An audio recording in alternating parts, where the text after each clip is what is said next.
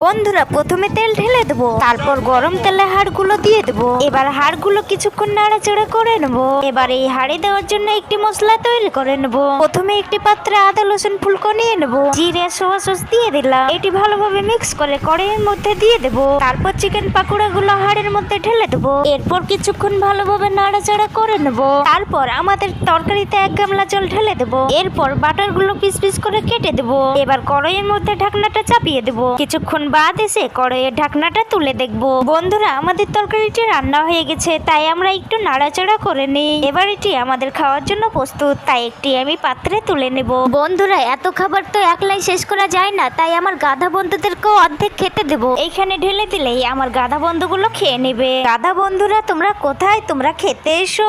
বন্ধুরা তোমরা দেখতেই পাচ্ছ আমার গাধা বন্ধুগুলো খেতে শুরু করে দিয়েছে। চলো এবার আমরাও খেয়ে দেখি আজকের খাবার আমাদের কিরকম হয়েছে খেতে। প্লিজ বন্ধুরা তোমরা যারা আমাকে ভালোবাসো তারা ভিডিওতে একটি লাইক করে চ্যানেলটি সাবস্ক্রাইব করে দাও।